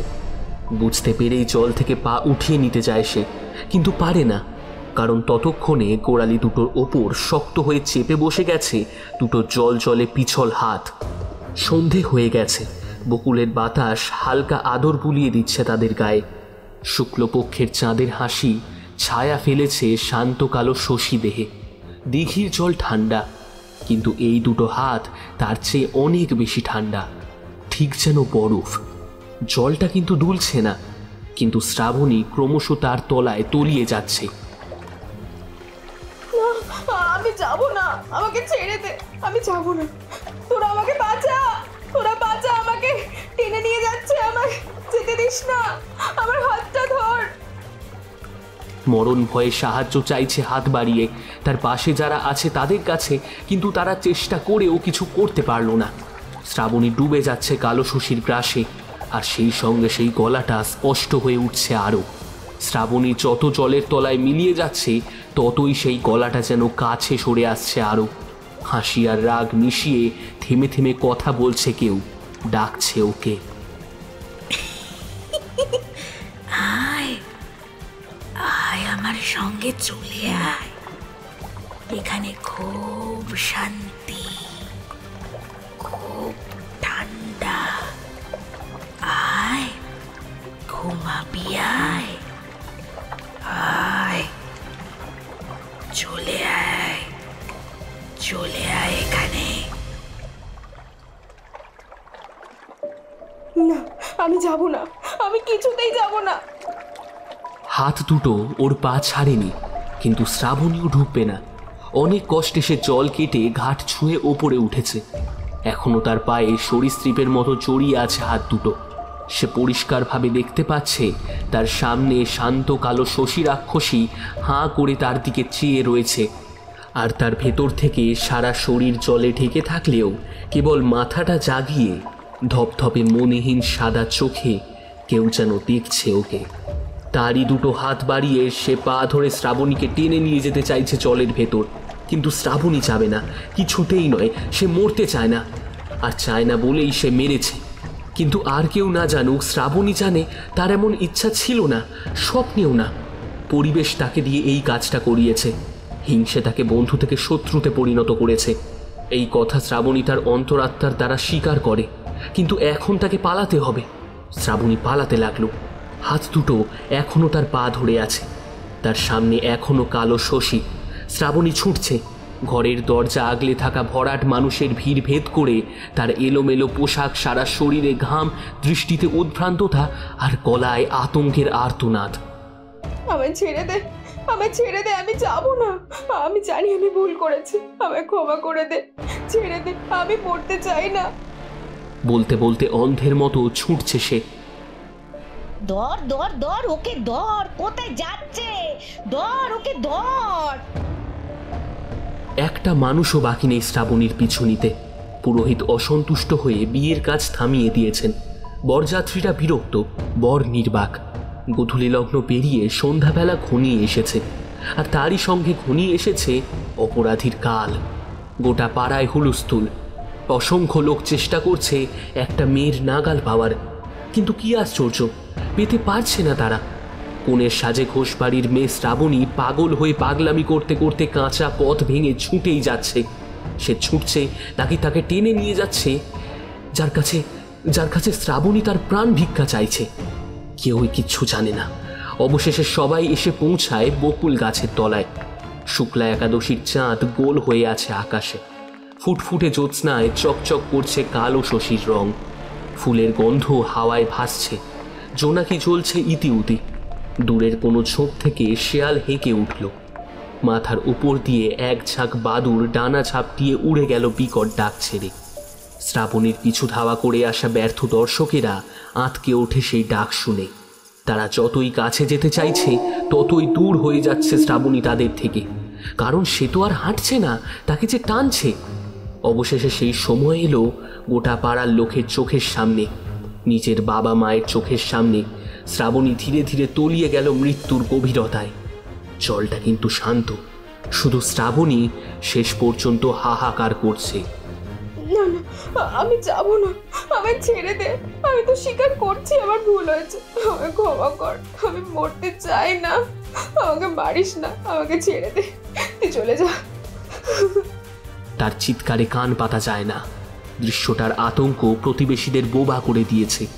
ঝপ করে শব্দটা হলো একটা। লাল চেলি আর বেনারসি পরা ভয়ে নীল হয়ে যাওয়া ফর্সা মেয়েটা ধীরে ধীরে কালো জলের গভীরে মিলিয়ে গেল। মাথা পর্যন্ত জলে ডুবে যেতে যেতেও শ্রাবণী বোধহয় ভিক্ষে চেয়েছিল। আমি মরতে চাই না, আমাকে ছেড়ে দে, আমি ভুল করেছি। আর তার চাওয়া না মিটিয়ে নিজের সুরে কথা বলছে সে। বোধহয় এই দিঘিটাই কথা বলছে শ্রাবণীর সঙ্গে। মরতে তো কেউ চায় না, আমিও তো চাইনি, কিন্তু সব সময় কি আর সব চাওয়া পাওয়া হয় বলতো? ভাবনা কিসের? আমরা আবার একসঙ্গে থাকবো, এখানে সমস্ত কিছু ঠান্ডা। চল চল আমার সঙ্গে, আয় আয় বলছি, চলে আয়। শ্রাবণীর অবয়ব সম্পূর্ণ অস্পষ্ট হওয়ার পর আচমকা বকুল গাছের একটা ডাল সশব্দে ভেঙে পড়ল। মূর্তির মতো দাঁড়িয়ে থাকা মানুষগুলো সেই শব্দে যেন হুঁশ ফিরে পেল, কিন্তু তারা আর কেউ সাহস পেল না দিঘির কাছে যাওয়ার। হায় হায় হায়, এ কি সর্বনাশ হলো! ওরে সাবু, তুই কোথায় গেলি? এবার আমাদের কি হবে? শ্রাবণীর মা আঁতকে উঠে সেখানেই জ্ঞান হারিয়েছেন। রথিনবাবুর স্ত্রী পাশেই বসে পড়েছেন। লোক মুখে খবর গেল শোকাহত দত্ত বাড়িতে। শ্যামলীর কোনো দিকেই কোনো ধ্যান নেই, কিন্তু অনন্ত ভাই সমুখে সঙ্গে নিয়ে মাকে বাবার কাছে রেখে ছুটে আসে দিঘির পাড়ে। সব কথা শুনে সে সেখানেই বসে পড়ে। পরপর 2 সন্ধ্যায় 2 যুবতী মেয়েকে গ্রাস করেছে এই শান্ত দিঘিটা, তাও আবার সবার চোখের সামনে। এও কি সম্ভব? অন্ধকারের চেয়েও নিরেট অন্ধকার হয়ে এই প্রশ্নটা জমে থাকলো সবার মনে, কিন্তু উত্তরটা পেল না কেউ। ওদিকে শহরের বড় বাড়ির ছেলে শুভঙ্কর মুখুজ্জে লগ্নভ্রষ্ট হয়েছে। বরযাত্রীগুলোর বদ্ধ ধারণা হলো এই অঞ্চলের সব মেয়েদেরই কিছু না কিছু বিকৃতি আছে, কারোর বা চরিত্রে, বা কারোর হয়তো মাথায়। মুখুজ্জে গিন্নি যে মেয়েকে পছন্দ করেছিলেন সেই মেয়ে বিয়ের আগের রাতে দিঘির জলে তলিয়ে মরেছে। খবর শুনে তিনি বিচলিত হননি, বরং কড়া স্বরে তাদের বাড়িতে গ্রামের মোড়লের বাড়ি থেকে পাত্রীপক্ষের যে লোক টেলিফোন করেছিল তাকে স্পষ্টভাবে বলেছেন, দেখুন, আমাদের তো একটা মান সম্মান আছে সমাজে। সকলে জেনে গেছে কাল আমার ছেলের বিয়ে। নিমন্ত্রণ পত্র সব বিলি করা হয়ে গেছে, সব জোগাড় জাতীয় শেষ। তার উপর আগেই বলেছি যে আমাদের তারা আছে। এখন এভাবে হুট করে বিয়ে ভেঙে দিলে তো আর হলো না। আবার যেমন তেমন মেয়ে ধরে এনে আমার বাড়ির বউও তো আমি করব না। তাই বিয়েটা ওই একই লগ্নে হবে, আর আপনাদের গ্রামেই হবে। কিন্তু কার সঙ্গে? দেখুন, আপনি বোধহয় বুঝতে পারছেন না যে। লাবণীর মেজ মামার কথা কেড়ে রাধারানী বলেন, আমারও সবার বুঝে কোনো কাজ নেই। আপনার মেয়েকে দেখে যতটা সরল মনে হয়েছিল, সে আসলে তেমনটা নয়। মেয়ের যখন অন্য কোথাও মন দেওয়াই ছিল, তখন এত ভরম করার দরকারটা কি আপনাদের? জোর করে কেন বিয়ে দিতে গেলেন? বিরহে কাতর হয়ে আত্মহত্যা করে মরা, এসব নাটকে না অনেক আমার দেখা আছে। এই নাটক সব নভেলে ঢের ঢের দেখা যায়। যাক সে কথা। একটা কথা জানেন তো, কুটুমবাড়ির সঙ্গে আমাদেরও সম্পর্ক ভীষণ ভালো। আমরা ভদ্রলোক, আশা করি আপনারাও তাই। তাই এই সুবাদে একটা কথা, মানে একটা দাবি করছি, আমার ছেলের বউ হতে পারে এমন একটা মেয়ে জোগাড় করুন, যার সঙ্গে কাল আমি আমার বড় খোকার বিয়ে দেব। জানি কথা উঠবে, তবু যতটা মান সম্মান বাঁচানো যায়। মেয়ে এখন কোথায় পাবো দিদি? আপনি একটু বিবেচনা করে বলুন কথাটা। না পাওয়ার কি আছে? আপনাদের বাড়ি যখন গিয়েছিলাম, তখন এমন একটা মেয়েকে তো আমি দেখেছি, আমরা সবাই দেখেছি। অবশ্য সেও আপনাদের মেয়েরই বন্ধু। জানি না স্বভাব চরিত্র কেমন, তবে সে মেয়ে কিন্তু রূপবতী। ভগবান যা করেন মঙ্গলের জন্যই করেন। সে আমার বাড়ির বউ হওয়ার যোগ্য মেয়ে। কার কথা বলছেন? নামটা তো আমি বলতে পারছি না, তবে বেশ সুন্দর। আপনি আমাদের হয়ে তার বাবা মাকে রাজি করান, নয়তো আমরা আপনাদের নামে কিন্তু মানহানির মামলা করব। ভাগ্নির শোকে পাথর মাধবচন্দ্রবাবু বউবাজারের সোনার কারবারি মস্ত মুখুজ্জে পরিবারের কর্ত্রীর কড়া কড়া কথাগুলো শুনে নির্বাক হয়ে ফোনটা নামিয়ে রাখলেন। চারপাশে আরও কয়েকজন ছিল। মুখ চোখ দেখে তারা জানতে চায় কি হলো ফোনে কথাবার্তা। তিনি মোটামুটি সবটা বলেন, আর সবাই মিলে এসে রথিনবাবুর বাড়িতে কথাটা জানিয়ে দেন। কারণ ফেরার পথে গ্রাম্য অনেকেই মুখুজ্জেগিন্নির ইঙ্গিতটা ধরতে পেরেছে। তার নাম সবাই জানিয়েছে মাধবচন্দ্রকে। এদিকে ততক্ষণে জাল ফেলে দিঘির জল থেকে আড়ায় তুলে আনা হয়েছে লাবণীর নিষ্প্রাণ দেহটা। জলে অনেকক্ষণ ডুবে থাকার জন্য সদ্য হাতে পড়া শাঁখার মতো সাদা হয়ে গেছে তার সর্বাঙ্গ। দারুণ কান্নার রোল উঠেছে। বাপ মা দুজনেই মাটিতে পড়ে আছাড়ি পিছাড়ি করে কাঁদছেন। দুই দাদা বোনের মরা মুখের দিকে চেয়ে কোনো মতে চোখের জল ধরে রেখেছে। মিতা বাসবীদের মুখে কোনো কথা নেই। শ্রাবণীও নির্বাক। সবাই কাঁদছে আর মাঝে মাঝে বলছে, হায় হায় হায় হায়, এ কি দৃশ্য! মেয়েটাকে যে কয়েক ঘন্টা আগেও দেখেছি, কত হাসছিল, আর এখন কার পাপে যে এত বড় ক্ষতি হলো গা, যে মেয়েটাকে একেবারে মরে যেতে হলো। হায় হায় হায়। এই রকমই 7-5 কথা বলতে বলতে বিলাপ করছে সবাই। ঘটনাটা এতটাই অপ্রত্যাশিত যে মানুষগুলোকে স্থির করে দিয়েছে। কাঁদা ছাড়া তাদের যেন আর কিছুই করার কোনো ক্ষমতাই নেই। সকলের মুখেই আফসোস। হ্যাঁ, আফসোস। যা হওয়ার তা সবার সামনেই হয়েছে। তার সর্বক্ষণের বন্ধুরা হাতের কাছেই ছিল, কিন্তু 4 জন মিলেও একটা মেয়েকে বাঁচাতে পারেনি তারা। যদিও চেষ্টা করার সময় 3 জনের তুলনায় 1 জন কেবল অভিনয়টুকুই করেছিল। কারণ ঘটনাটা ঘটতে দেখে সে যতটা না ভয় পেয়েছিল, তার চেয়ে বেশি অবাক হয়েছিল।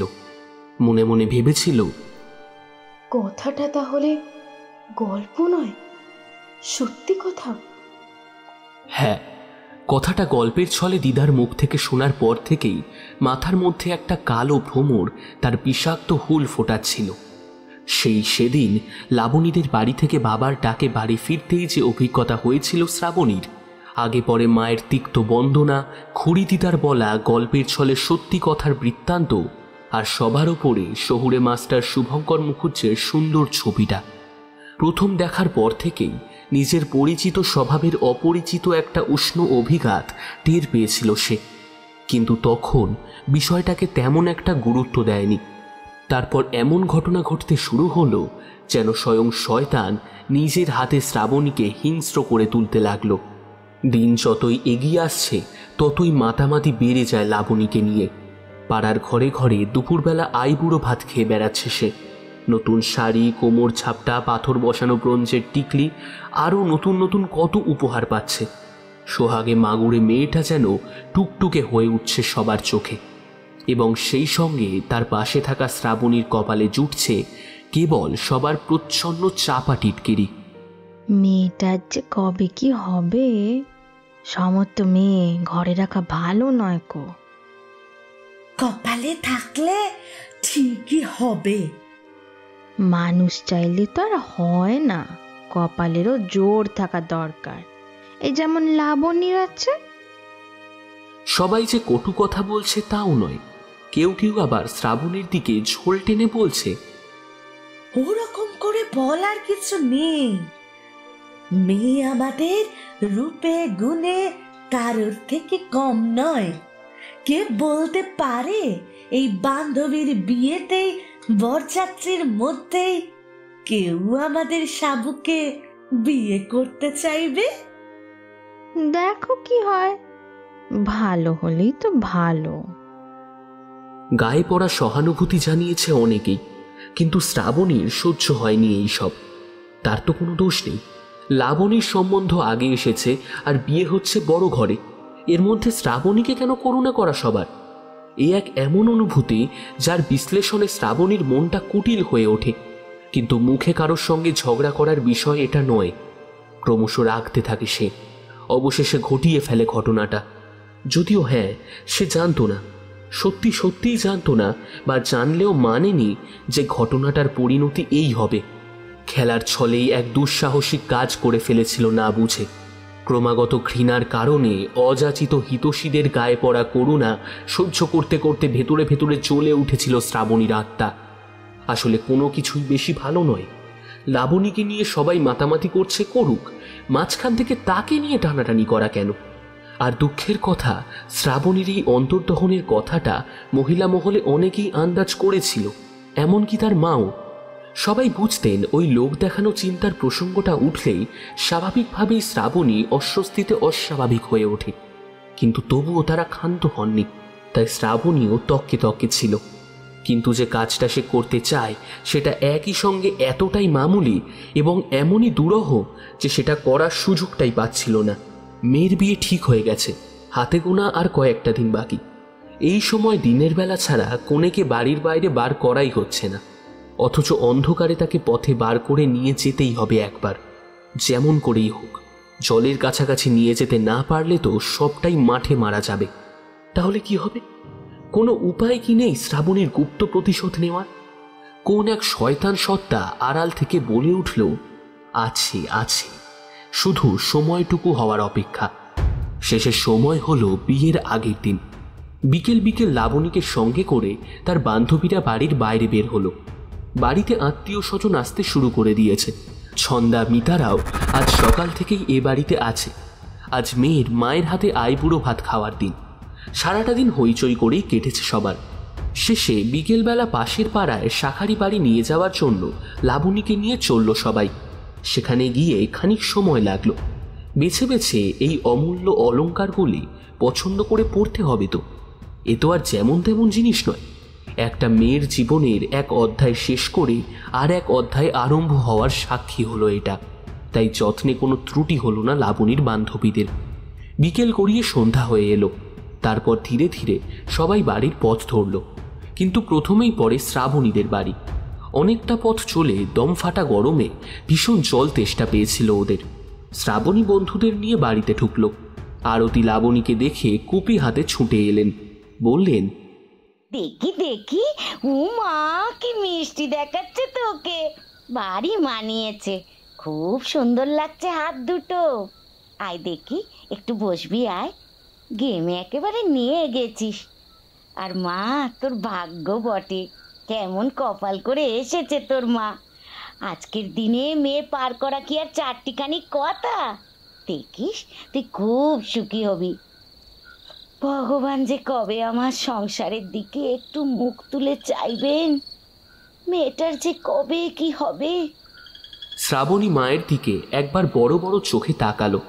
আরতি কথা থামিয়ে ব্যস্ত হয়ে বললেন, বস বস, তোরা বস, আমি একটু তোদের জন্য শরবত নিয়ে আসি বরং। এই সাবু, তুই আমার সাথে চল, আমি আম পুড়িয়েই রেখেছি, একটু হাতে হাতে করে দিবি চল। শ্রাবণীর ব্যাপারটা ঠিক ভালো লাগলো না। মনে মনে লাবণীর বিয়ে হচ্ছে বলে সে যেন হঠাৎ রানী হয়ে গেছে, আর তার কোনো সম্বন্ধ এখনো পাকা হয়নি বলে সে হয়েছে দাসীবাদী। যাই হোক, সে মুখে কিছু বলল না। রান্নাঘরে গেল মায়ের সঙ্গে। তারপরেই উঠোনে শোনা গেল পাশের বাড়ির এক পিসিমার গলা। কি যেন দরকারে মহিলা এসেছেন আরতির কাছে।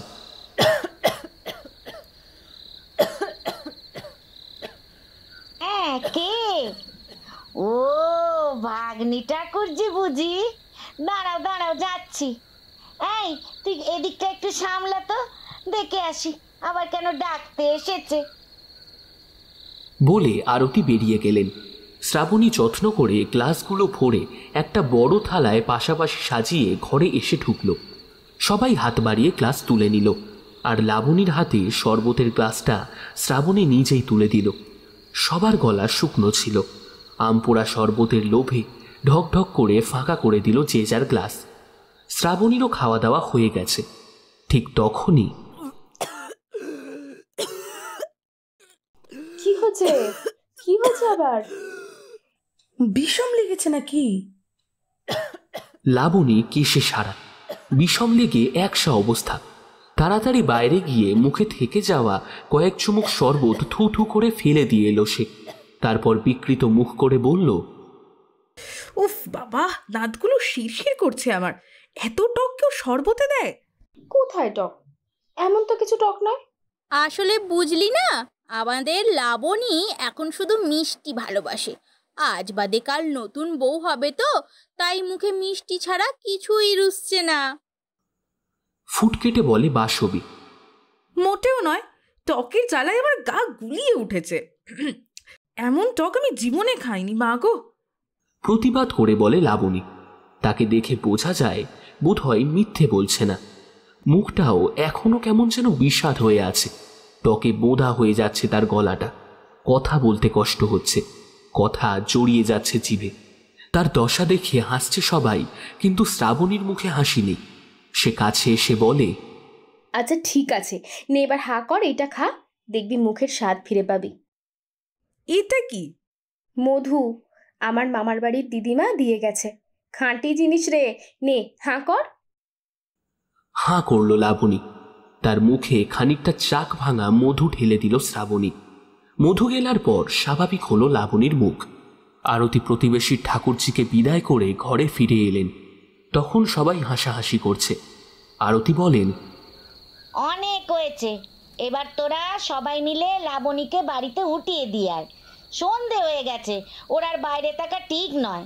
তাড়াতাড়ি খেয়ে দে, শুয়ে পড়বি, ভোর ভোর উঠতে হবে।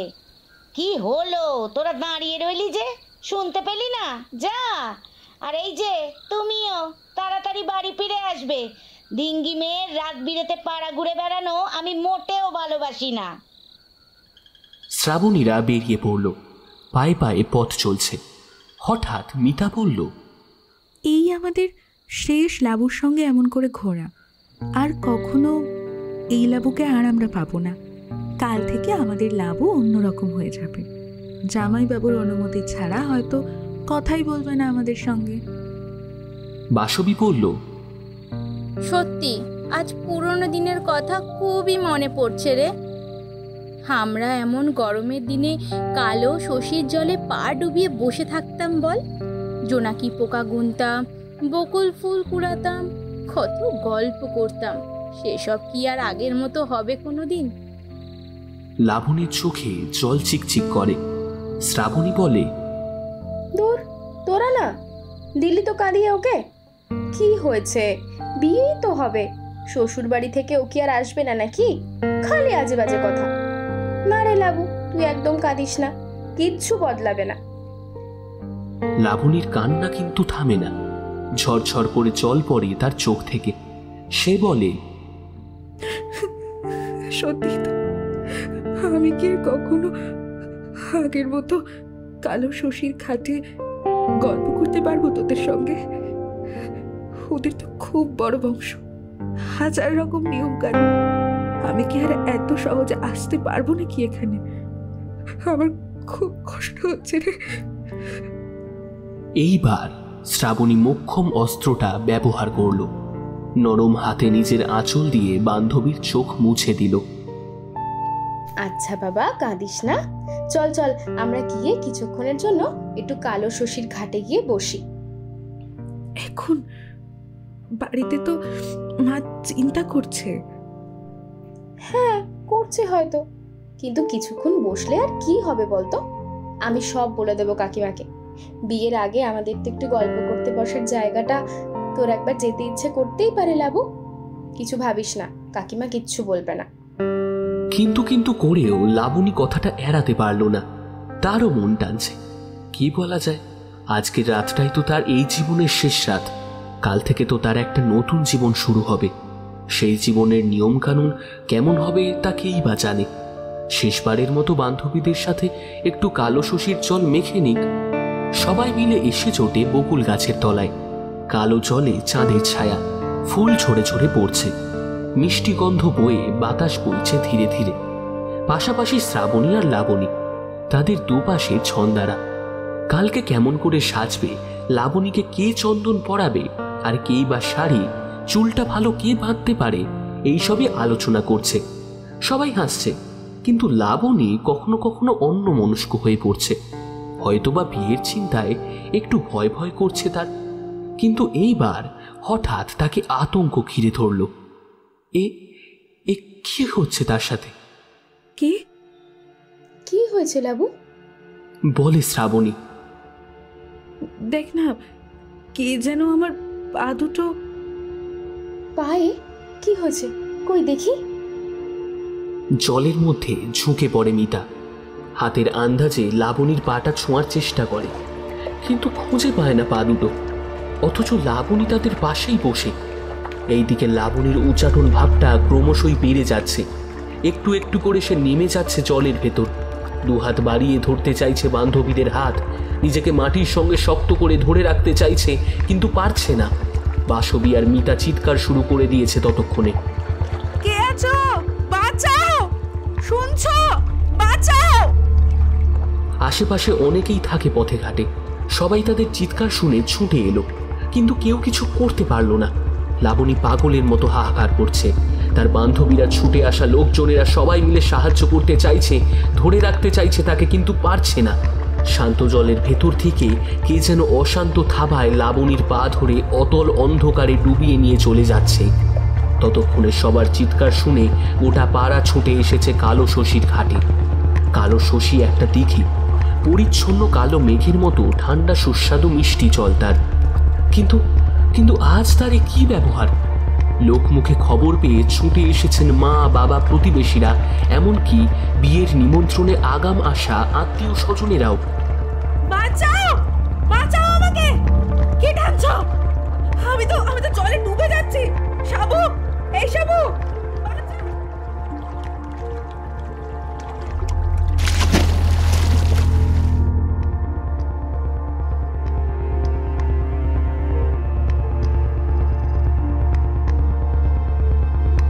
সবাই অপারগ। মরণ আর্তনাদ করতে করতে লাবণী হারিয়ে গেল। মেয়েটাকে গিলে খেলো সর্বগ্রাসী কালো শশীর চল। মূর্ছা গেলেন শ্যামলী। এদিকে সমস্ত ঘটনার সাক্ষী হয়ে পাথর হয়ে গেছে একজন। বুকের ভেতরে হাতুড়ি পড়ছে তার। নিজের আবিষ্কার সফল হওয়ার আনন্দে, নাকি নিরপরাধ বন্ধুর সঙ্গে চরম অপরাধ করার অনুশোচনায়, তা ঠিক মতো বুঝে উঠতে পারল না শ্রাবণী। তার চোখে তখন অবিশ্বাস্য দৃশ্য, আর কানে কদিন আগে শোনা একটা গল্প। গল্প কথা নয়, সাবধান। তুমি ঠিক জানো দিদা, এরকম হয়? হয় না আবার? খুব হয়। আমার নিজের চোখে দেখা গো দিদি। খবরদার বলছি, ভুল করেও কোনোদিন সন্ধ্যের পর দুধ বা মধুকে কোনো জলাশয়ের কাছে যাবে না। যাও তবে কিন্তু খুব ক্ষতি হয়ে যাবে। এসব হলো গিয়ে প্রচলিত লোককথা। জলের তলায় তারা থাকে, তারা মর্তের কেউ নয়, পাতালে তাদের ঘর। মানুষের প্রতি তাদের কোনো মায়া দয়া নেই। সুযোগ যদি পায় একবার আর ছাড়বে না, পা ধরে টেনে নিয়ে যাবে। তারপর আবার বাঘ শিকার প্রেমী যা করে তারাও তাই করবে। জ্যান্ত মানুষটাকে চুষে নেবে, তারপর ছিঁড়ে দেহটা ভাসিয়ে দেবে জলে। খুব সর্বনাশ হয়ে যাবে দিদি, বলছি শোনো। গল্পটা শুনতে শুনতে আনমনা হয়ে গিয়েছিল শ্রাবণী।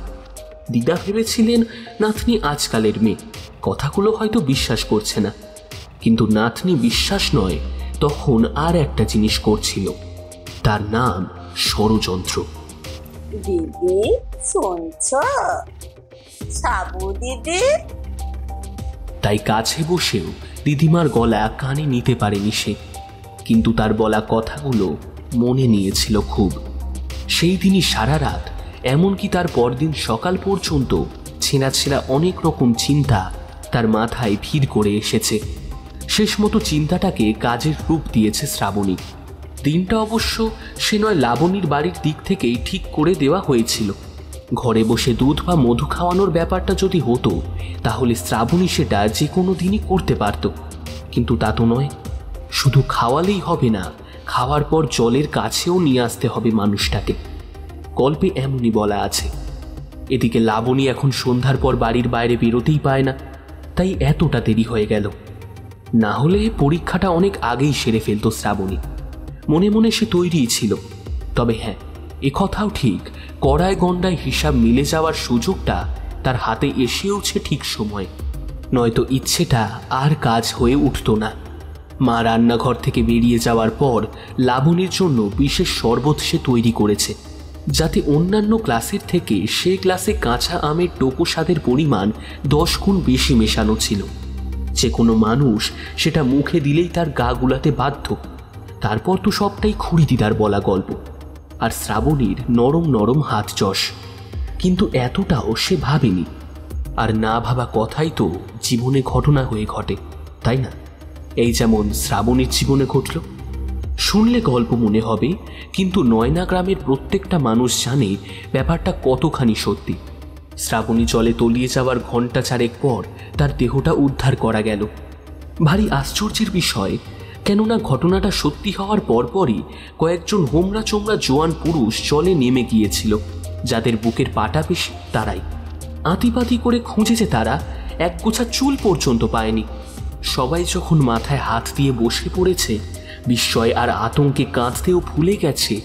দিঘির পাড়ে তো মানুষের জটলা জুটে আছেই তো আছে, দূর থেকে ভেসে আসছে ঝিঝি পোকা, আর কোথায় বসে কে জানে একটা ব্যাঙ থেকে থেকে ডেকে উঠছে। সবার হাতে পায়ে ঝিঝি ধরে গেছে। এমন সময় হঠাৎ দিঘির শান্ত জলে মৃদু কাঁপুনি শুরু হলো। ছলাৎ ছলাৎ শব্দ শুনে সবাই সেদিকে তাকালো।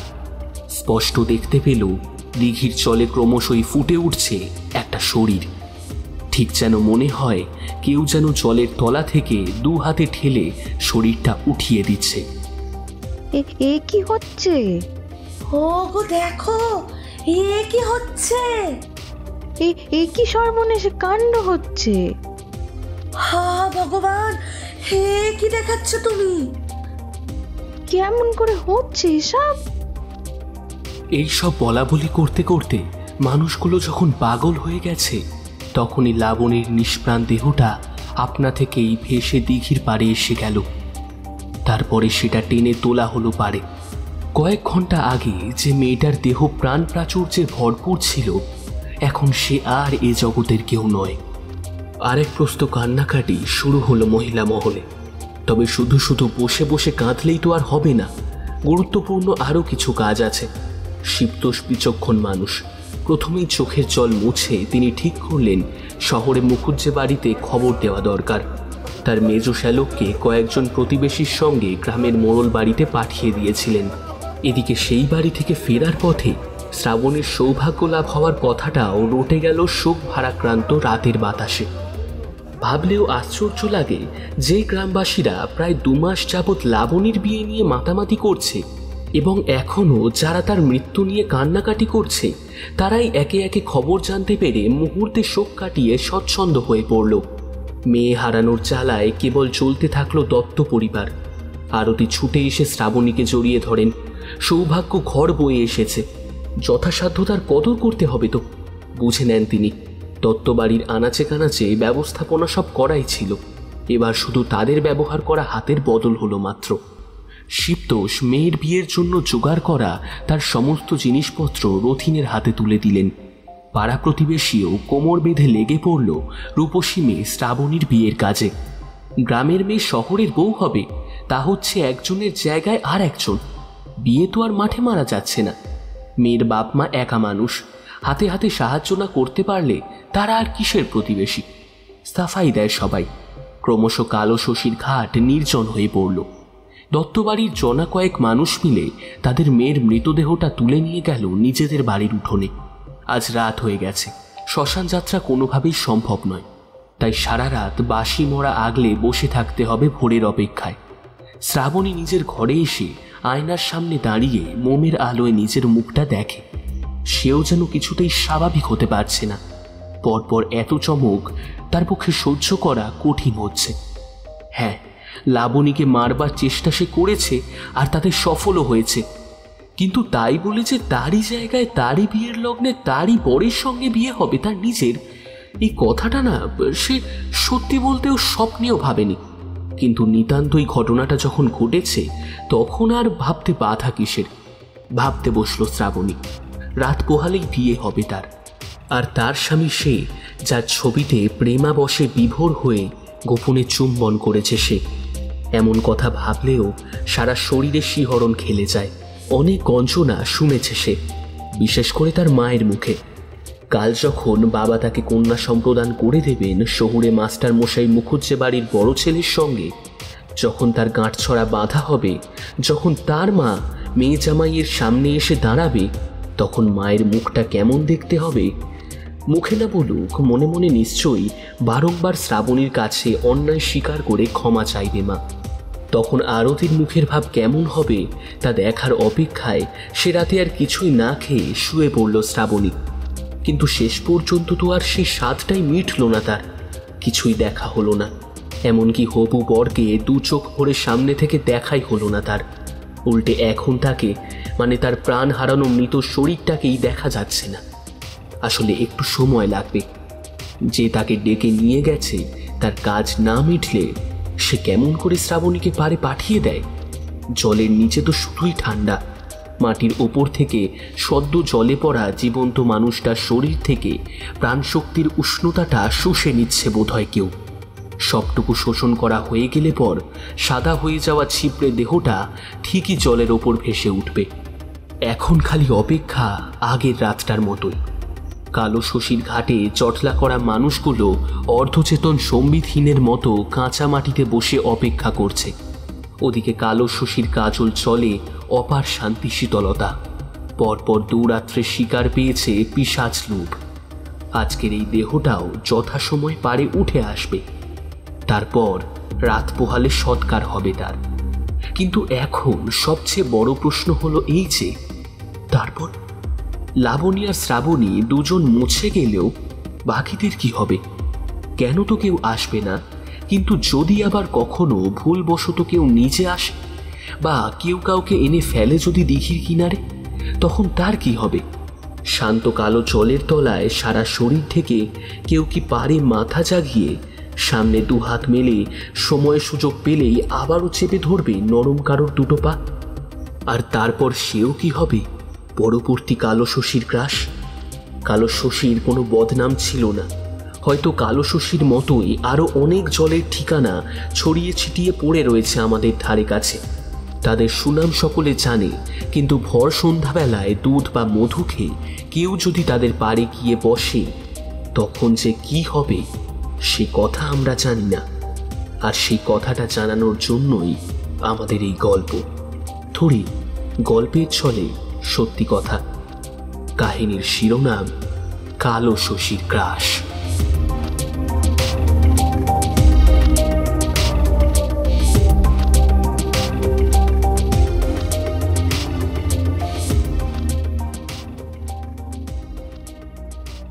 শুনছিলেন তিনি তার কলমে কালো শশীর গ্রাস। আজকের গল্পের গল্প পাঠে শুভম, বিভিন্ন চরিত্রে গুড্ডি, খুশি, সায়ন্তিকা, ব্রততী, তানিয়া, স্বাতি, সুদীপ্তা, ঔত্তুষা, প্রান্তিকা, বর্ণালী, সপ্তর্ষি, আকাশ, স্বপ্না ও Soumik. Audio editing wave session studio. Recordist Joya. Direction and sound design Nityananda. Poster design and motion inkblaze creations and Joya. Recording studio Radha Gobinda records. কেমন লাগলো আজকের গল্পটা? এখনও যদি রাতের বৈঠকখানাকে সাবস্ক্রাইব না করে থাকেন, তাহলে এখনই সাবস্ক্রাইব করে দিন। আর কমেন্ট বক্সে জানান কেমন লাগলো আজকের গল্পটা।